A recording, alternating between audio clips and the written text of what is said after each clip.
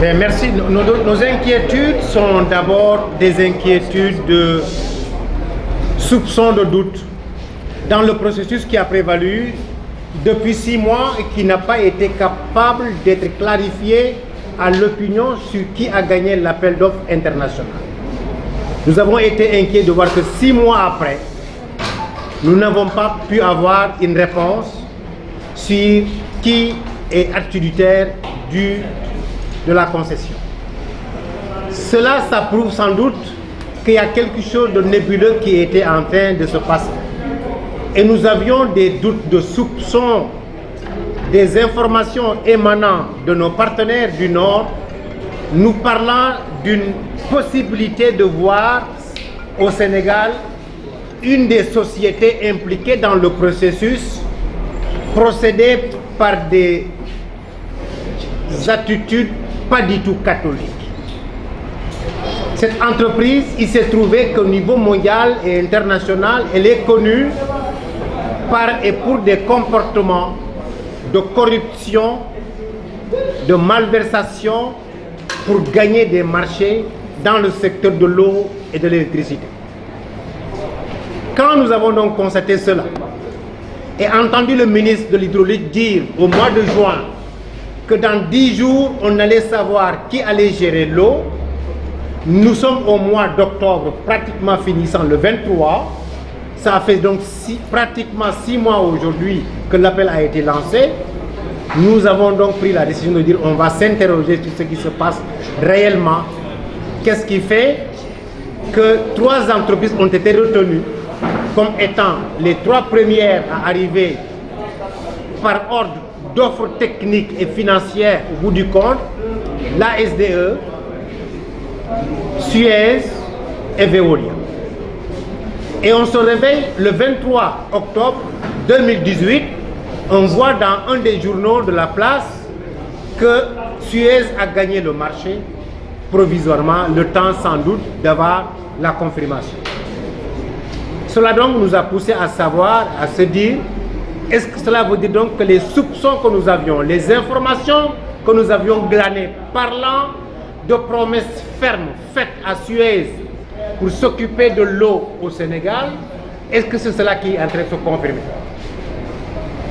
Voilà donc pourquoi nous avons voulu interpeller l'opinion nationale et internationale pour savoir qu'est-ce qui fait qu'une société la moins disante, arrivée donc première sur l'offre financière, puisse être décalée au profit de la seconde entreprise.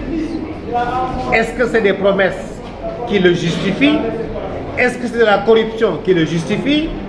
Le gouvernement du Sénégal et particulièrement le ministère de l'Hydraulique doit nous dire qu'est-ce qui s'était passé et qu'est-ce qui se passe. Vous savez, nous sommes dans le réseau mondial de l'eau en tant qu'espace citoyen.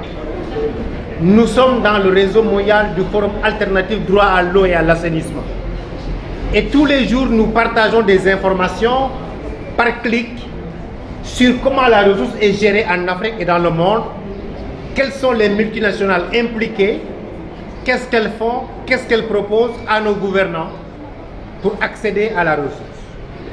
C'est dans ces conditions et en rapport avec tous les 6 mois d'attente et de nébulosité que des informations nous sont parvenues disant la dernière pénurie d'eau qui a fait trembler Dakar fait partie du complot qui était fait pour diaboliser la SDE et faire soulever les populations contre la SDE.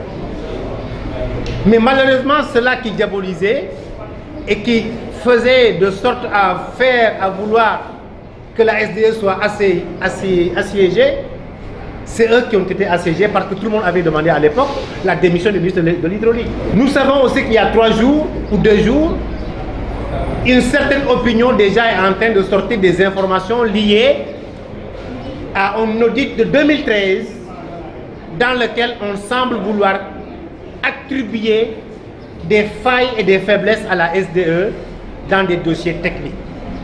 Je répète et je précise que dans l'affermage du contrat, les sociétés ne sont pas tenues de faire de travail technique. Les sociétés donc sont chargées de la distribution et de la vente dans des conditions sociales douces. C'est la SONES, une société nationale qui est chargée de faire le travail technique.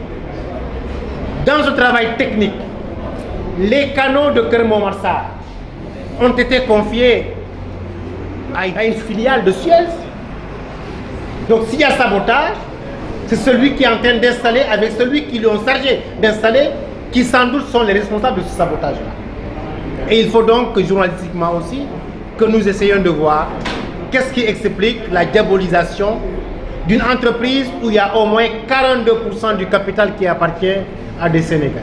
Nous allons donc dérouler un plan d'action dans les jours à venir avec toutes les centrales syndicales présentes ou non dans le secteur.